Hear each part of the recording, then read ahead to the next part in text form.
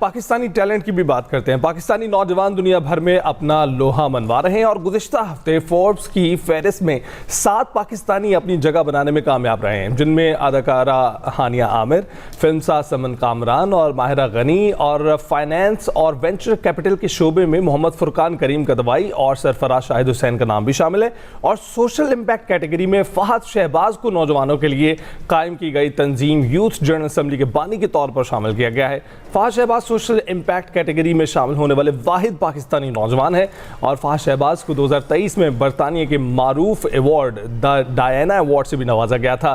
اس پر ہم نے بات کرنی ہے، اور بات کرنے کے لیے فہد اس وقت ہمارے ساتھ اسٹوڈیوز میں موجود ہے۔ Thank you very much for joining اس۔ فہد، کیسے ہیں آپ؟ الحمدللہ میں بالکل ٹھیک ہوں جی۔ فہد، سب سے پہلے تو کنگریچولیشنز، کیونکہ جو اتنا بڑا اعزاز ہے پاکستانی یوتھ کے لیے بھی، پاکستان کے لیے بھی، کہ سوشل امپیکٹ کیٹیگری میں شامل ہونے والے آپ واحد پاکستانی ہیں۔ آپ کے خود کے کیا احساسات ہیں؟ دیکھیں، یہ مینیفیسٹیشن تھی، اور یہ جب 18 سال کی عمر میں یوتھ جنرل اسمبلی کی بنیاد رکھی تھی، تو اس کے بعد جب 5 سال پاکستان میں لوکل سطح پر امپیکٹ کریٹ کیا، تو اس کے بعد میری یہ کوشش تھی کہ ایسے ایوارڈز یا ایسی فہرست جو مجھے اور جو میرے باقی کو فاؤنڈرز ہیں اور جو میرے ساتھ یوتھ جنرل اسمبلی کی ٹیم ہے، ہمیں عالمی سطح پر ریکگنیشن ملنی چاہیے۔ اور پاکستان کو دیکھیں، گزشتہ 7 سالوں سے میں قریباً 20 کے قریب ممالک میں ریپرزینٹ کر چکا ہوں، تو میں یہ سمجھتا ہوں کہ یہ جو سارا پروسیس تھا، یہ جو سارا مرحلہ تھا، یہ میرے اکیلے کا کریڈٹ نہیں ہے، یہ مجھے اور میری ٹیم اور بالخصوص جو میرے مینٹورز ہیں، یہ سب ان کی کاوشوں کا نتیجہ ہے۔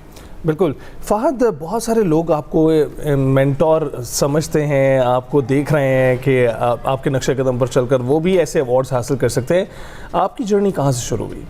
2015 میں یوتھ جنرل اسمبلی کا آغاز ہوا، لیکن اس سے پہلے میں 2013 سے پبلک سپیکنگ کرتا تھا، ڈیبیٹس کرتے تھے، چاہے وہ ڈیکلیمیشن طرز ہوں، چاہے وہ پارلیمانی طرز ہوں، یا پھر اسی طرح سے ماڈل یونائٹڈ نیشنز ہوں۔ تو وہاں پر میں نے یہ فرق محسوس کیا کہ ہم وہاں پر تقاریر کرتے ہیں، قراردادیں پیش ہوتی ہیں، کال اٹینشن نوٹسز ہوتے ہیں، لیکن اس کی کسی طرح سے امپلیمنٹیشن نہیں ہے۔ تو وہ جو آئیڈیاز تھے، جو ڈسکورس تھے، اس کو عملی سطح پر ایک کوالیفائڈ گراؤنڈ میں ڈھالنے کے لیے 2015 میں یوتھ جنرل اسمبلی کی بنیاد رکھی گئی، جس میں ہمارا مقصد یہ تھا کہ پاکستان میں ہر ڈیولپ کنٹری میں جب حکومت آتی ہے، حکومت کے ساتھ شیڈو کابینہ ہوتی ہے، تو پاکستان میں پہلی یوتھ اسمبلی تھی۔ ایک تو ہم یہ house of federation 96 seat senate کی، جو پہلے اس سے زیادہ تعداد ہوتی تھی، اور فاٹا کے بعد آپ نے دیکھا کہ اس کی تعداد جو 96 پہ آ گئی، تو ہم اسی ماڈل پہ چل رہے ہیں، اور اسی ماڈل پہ چلتے ہوئے ہم نے پاکستان کی پہلی شیڈو کابینہ ترتیب دی، جس میں ہمارے پاس 26 وزارتیں اور اسی طرح سے پارلیمانی امور کے جو دیگر لوازمات ہیں اس پر بحث ہوتی ہے۔ رائٹ، اچھا، جس طریقے سے وی نو دیٹ کہ آپ فوکل پرسن ہیں پرائم منسٹرز یوتھ پروگرام کے، آپ گورنمنٹ میں بھی کام کر رہے ہیں، آپ یوتھ جنرل اسمبلی کے بھی بانی کے طور پر کام کر رہے ہیں، تو جو ہماری یوتھ ہے فہد، وہ کہیں نہ کہیں، جس طرح سے ہم آف دا ریکارڈ بات کر رہے تھے، کہ ہمیں اس طرف جاتی ہوئی دکھائی نہیں دیتی۔ ہر ایک کو ایسی موٹیویشن چاہیے جیسی آپ کی تھی، جیسے اب آپ بڑے لوگوں کے لیے بنے ہیں، تو اس کے لیے کیا کام ہو رہا ہے گورنمنٹ کی سطح پر؟ کیونکہ اب جو لوگ آئیڈیلائز کر رہے ہیں وہ ایزی منی کو کر رہے ہیں، یا پھر ایزی فیم کو کرنا چاہ رہے ہیں، ہماری یوتھ جو بیسیکلی ہے، تو اس کو اس طرف لانا، اور خاص طور پر وہ کام کرنا، نہ صرف کام کرنا بلکہ امپلیمنٹیشن ہونا چیزوں کی، وہ بڑا امپورٹنٹ ہے۔ اس کے لیے کیا کام ہو رہا ہے؟ دیکھیں، ہمارے ہاں ہمیں یہ بات کا اعتراف کر لینا چاہیے کہ کوئی بھی حکومت ہو، ہمارے ہاں گورننس کا بہت بڑا فقدان تھا، اور جب گورننس کا فقدان ہوتا ہے، آپ کے ہاں معیاری انفراسٹرکچر نہیں ہوتا۔ اب جس طرح سے آج خاص طور پہ ہم پوسٹ کووڈ ورلڈ میں دیکھتے ہیں کہ اے آئی کس طرح سے ہماری زندگیوں میں آ چکا ہے، اور جب تک ہم ہر تحصیل سطح تک ڈیجیٹل اور اے آئی لیبز نہیں بنائیں گے، اور یہ جو لاہور، کراچی، اسلام آباد کے انفراسٹرکچر سے نکل کر انٹرنیٹ کی معیاری سہولتیں نہیں دیں گے، اور اس کے ساتھ ساتھ وہ جو ٹولز ہیں جن پہ چل کے آپ نے دیکھا ہے کہ دنیا میں کس طرح سے سٹارٹ اپ اور وینچر کیپٹل اس طرح سے فنڈنگ اکٹھی کی جاتی ہے، اور دنیا ٹیکنالوجی کا بہترین استعمال کر کے آگے بڑھ رہی ہے، لیکن بدقسمتی سے ہمارے ہاں یہ ہے کہ ہمارے پاس ایسی مثالیں کم ہیں۔ ہمارے پاس، ہم یوٹیوب سے دیکھتے ہیں، اور یوٹیوب پہ ہمیں کچھ یوٹیوبرز نظر آتے ہیں، تو ہمارا نوجوان انہیں آئیڈیلائز کس انداز میں کر رہا ہے. لیکن میں یہ سمجھتا ہوں کہ جو ان کے پاس فیم ہے یا ان کے پاس جو کامیابی ہے بہت ایک شارٹ ٹرم کامیابی ہے سوشل میڈیا کے ٹائم پہ. لیکن اگر آپ کتابیں پڑھیں گے, آپ اخبارات پڑھیں گے, اور میں سمجھتا ہوں کہ ہمارے سے جو پہلے پچھلی جنریشن تھی اس کے پاس یہ اپرچونیٹیز نہیں تھی.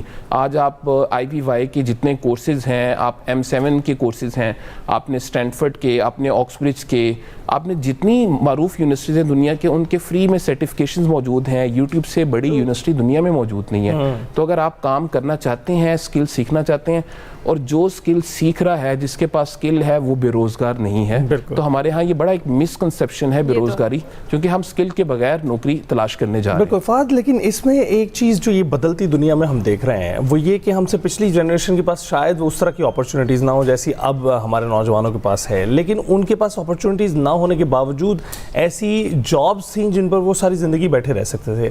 اب بڑی تواتر سے تبدیل ہوتی ہیں. اب یعنی آپ ایک جنریشن اور کی بات کرنے, ان کے پاس ایک ڈیکیڈ کے لیے ایک انڈسٹری موجود ہوتی تھی, لیکن اب کے لیے تو 5-5 سال میں صورتحال تبدیل ہو رہی ہے. تو نوجوانوں کے لیے کیا سجیسٹ کریں گے؟ دیکھیں, میں تو یہ سمجھتا ہوں کہ جب تک ہم جو نئے اور جدید ٹولز ہیں اس سے ہم استفادہ نہیں کریں گے. اب ہم بات کر رہے ہیں نا کہ آرٹیفیشل انٹیلیجنس کے آنے کی وجہ سے نوکریاں ختم ہو رہی ہیں, لیکن آپ یہ دیکھیں کہ اس آرٹیفیشل انٹیلیجنس کا درست استعمال کرنے والے کتنے لوگ ہیں. آج کتنے لوگ ہیں جو LLM کو یا جو کلاڈ کو یا جو GPT کا صحیح اور درست استعمال کرتے ہیں. تو ٹیکنالوجی ہماری زندگی میں ضرور آئی ہے, اور ہم نے اس کو اپنے اوپر سوار نہیں کرنا. ہم نے اس ساری یہ جو ایک رپورٹک دنیا ہے, ہم نے اس کو آپریٹ کیسے کرنا ہے, ہم اس کو بہتر انداز میں جب چلا سکیں گے, اپنے لیے اپرچونیٹیز تلاش کر سکیں گے. اور اگین میں بات کروں گا کہ ہم سب ینگسٹرز کی جب ہم اسکرین ٹائم دیکھ لیں تو ہم انسٹا ریلز اور باقی چیزوں کو دیکھتے رہتے ہیں.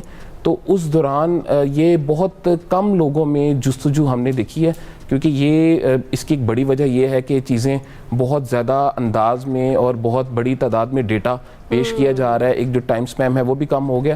تو توجہ سے لیکچر سننے والے جو آج بھی ہیں وہ آج بھی پاکستان سے بیٹھ کے باہر اسکالرشپس ان کو ملتی ہیں, فیلوشپ ملتی ہیں, اچھی انٹرنشپ کر رہے ہیں امیزون سے لے کے مائکروسافٹ تک. تو کامیاب مثالیں آج بھی موجود ہیں, لیکن ہمارا جو سوشل میڈیا ہے وہ ان کامیاب مثالوں کو اس طرح سے اجاگر نہیں کر رہا جس طرح سے باقی مثالیں دکھائی جا رہی جن کا ہم ذکر کر رہے ہیں. اچھا, بالکل صحیح. چلے فہد, جو نئی نوجوان ہماری نسل ہے جس کا ہم بار بار ذکر کر رہے ہیں, کیونکہ آپ نے جس طریقے سے آپ 18 سال کی عمر سے آپ نے اپنا ایم ڈیسائیڈ کیا اور آپ چل پڑے اس مشن کے پیچھے, اور آپ نے یوتھ جنرل اسمبلی اس وقت بنائی, اور اب آ کے ماشاء اللہ آپ کتنے کامیاب ہیں. تو اس یوتھ کے لیے آپ کا خصوصی پیغام ہے کیا؟ دیکھیں, میں بنیادی طور پہ سمجھتا ہوں کہ جس طرح سے میں اپنی بات کروں, جس طرح سے آپ نے انٹرو میں بتایا ڈیانا ایوارڈ یا فوربس ایشیا کی فہرست, تو میں سمجھتا ہوں کہ مجھ سے زیادہ قابل نوجوان تعلیمی اعتبار سے اور جو باقی ہم نصابی اور غیر نصابی سرگرمیاں چاہے وہ ان کی اسٹوڈنٹ لائف میں ہوں اور یہ سارا جو سلسلہ ہے اس دوران ہو, لیکن ایک چیز جو مجھے نظر آتی ہے کہ اگر آپ امپلیمنٹیشن کر لیتے ہیں, وہ کہتے ہیں کہ ڈونٹ تھنک ڈو اٹ, تو اگر آپ اس کو فوری امپلیمنٹ کر لیتے ہیں تو آپ ان 1% میں شامل ہو جاتے ہیں.